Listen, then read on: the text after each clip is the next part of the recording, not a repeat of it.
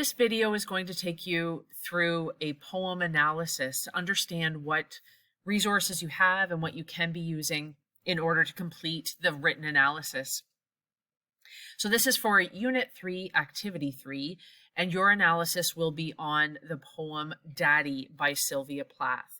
So what I've done is in content, you actually have a video of Plath reading the poem. I went and found a website that had it, and what I've actually done so that I can interact with it and maybe make notes on it as I read through is that I in fact put it into a Google Doc, so that essentially what I might do is I can either highlight or I can make comments off to the side as to what certain lines are saying or ones that are important.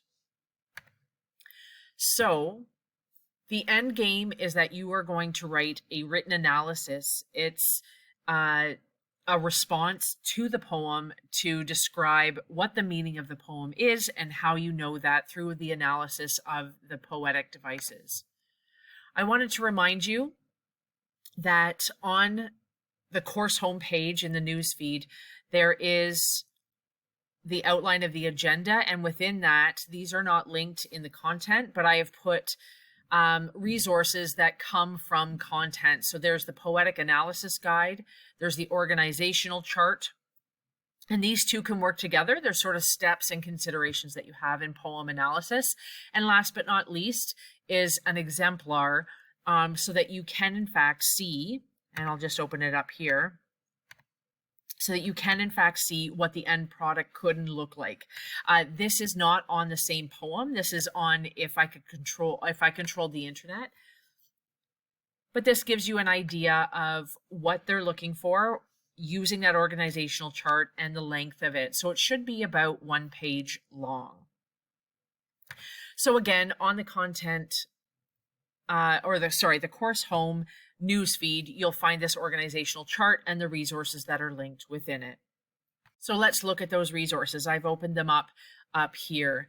Number 1, the poem analysis guide is a step-by-step evaluation, and these are the things that you're looking for in any given poem when you do a poem analysis. We are looking for the meaning of the poem based on not only our own perspective or what we can find out if we were to Google what's the meaning of Daddy by Sylvia Plath, is that we want to look at some of the key things. So for example, the first step is look at the title and what does it mean. So if I was to follow each of these steps, I'm looking at the title, Daddy. Now there's not a lot there, but what I can do is what it evokes for me. So I think of the word daddy, and it's not dad or father, which are more formal terms. Daddy refers to me, or is connected to me, as something that is a kin spirit, something that is familiar, something that is loving. And so I automatically think of daddy as a young child to their father, but that they have a good relationship. So what you're doing is playing word connotations. Just what do you think of when you hear that title? What does it make you think of? Okay, so moving over to our poem analysis guide, title, what does it mean, and how does this contribute? So the next step is to read the poem and to figure out what it means. So when I listen to it and then when I see it in front of me, I'm better at seeing it in front of me after I've heard it read, rather than just depending on that. So I've chosen to bring it up here, and I'm just reading through it. This line stands out to me right after daddy. Black shoe, which I always think of black as a negative color, something that brings darkness, something that is not positive, obviously, as it's negative. So black shoe in which I have lived like a foot. So seeing father as a black shoe and that you yourself have lived like a foot, if you're on the bottom of a shoe, it doesn't bring about beautiful imagery. I see feet as the thing that's preventing me from walking through dog poop in my backyard, or like all the dirt and the gross and the grime. And this person is saying that I've lived like a foot with your black shoes, so that the father is seen as negative and that the child has lived underneath them, that they weren't special to this father, that they were living below or beneath them. And there's been many other images that go through here that I can tell that this is not a positive poem, and that maybe when I think of daddy, it's not a relationship that they have, but rather a sad relationship, not happy, and that I can deduce some of those things. I could also look up Sylvia Plath's father or anything else, and from that I actually found out that he died of a gray toe. It was either diabetes or there was some disease that he died of.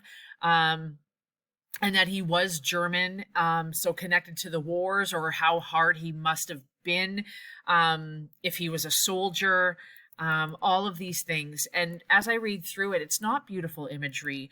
When we talk about shoving me off like a Jew to Dachau, Auschwitz, Belsen, right? We're talking about concentration camps. So feeling like a Jew and going to these concentration camps, this is what life was with her father. So if her father was German, obviously he did not like anyone who was Jewish. So maybe that's how she felt to him, is that she was just a burden to him, and that she never got to connect with him. So that's what I'm doing. As I'm reading through, I'm taking these considerations as they come. So I read the poem to myself and I wrote down ideas or emotions. I was just talking through them.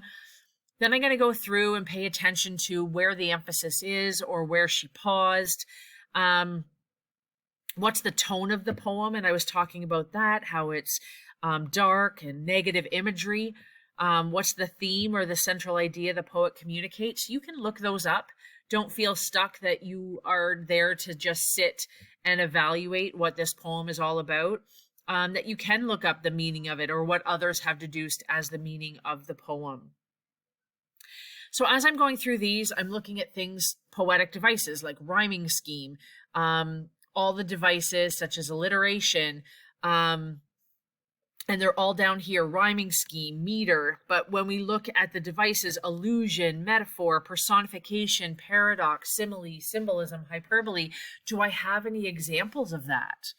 And you're looking for those as you go through the poem. So while I'm looking for those, what I could be doing is going through here and just making comments as to what this imagery means and going through each of those bullet points and annotating them onto a Google Doc. These are just ideas. You absolutely don't have to follow these steps. What I would highly recommend is also looking at the poetic analysis chart, and so that you can look at specific quotes or text taken from the poem and then your own relation as to what those poems mean. So if you go through and you go through this list and you pick out those pieces and you can maybe find evidence of those within, you can look up what the poem means.